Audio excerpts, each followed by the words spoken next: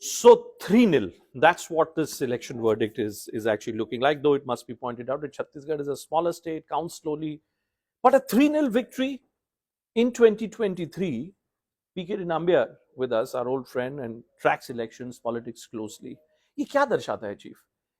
I think there is an awakening which is we were not, no political pundits have been able to identify in an effective way. That is a pro-Hindutva thought process among the voters. They feel more confident. They feel there is a Hindu awakening is happening. For an example, Madhya Pradesh is a very, very big. It is 150 plus seats. So is it that the entire Mahakal corridor which has been redeveloped, the tribal community in Madhya Pradesh moving decisively towards the BJP. In Chhattisgarh, we're seeing how in the trends which are coming so far, all tribal dominated parts of central and southern Gujarat, which had moved towards the Congress last time around, have now moved decisively towards the BJP.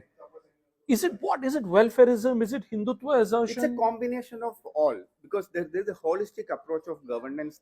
Both Modi government and the BJP ruled states have been taking place. One is slowly they are taking up the Hindu pride, whether it is Ayodhya, whether it is Ujjain or Mahakal, and you will always have to understand a big sweep in Madhya Pradesh means Chhattisgarh will automatically have that. Will have an impact. Will have an impact.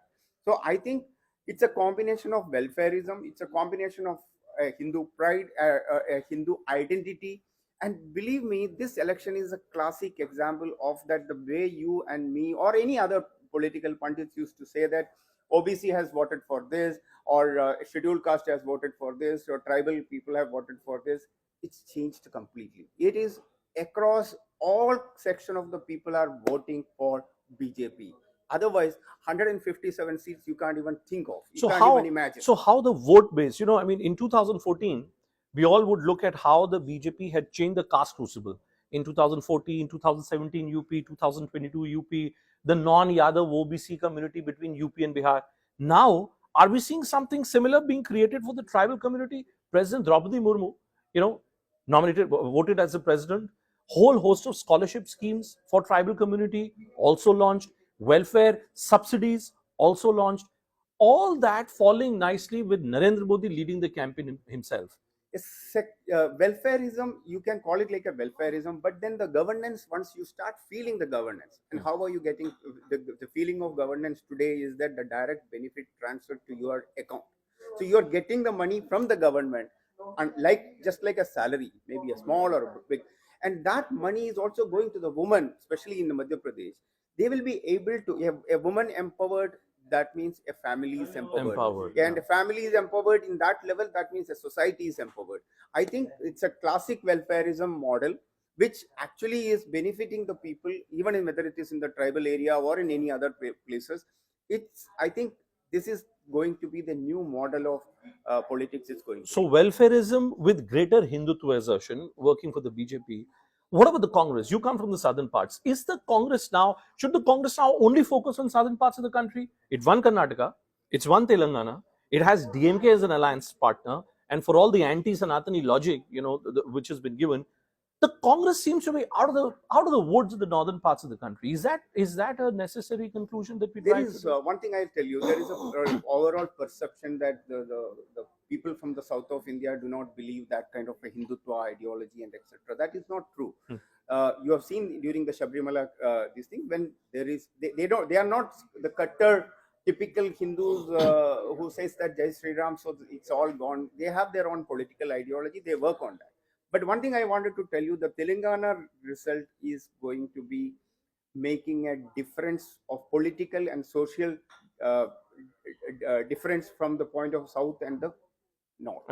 North. Why? What do you mean I'll tell you. For an example, Kerala, I'm sure that 99% the Congress will come back, or otherwise it's a CPIM is now part of India Alliance. The second part is that Tamil Nadu Congress is already ruling along with DMK. Karnataka, they have just won. And if Telangana goes into their kitty, the only state which is left without having power is the Andhra Pradesh. So I think that will give it, and you have to add this to the delimitation program, which is going to happen in another next 2 years. In the 2 years, the delimitation comes. There is already an upswing in the south of India, that there is a discussion that the people who have invested in education, health, and all these stuff, because of that, their population control is much better.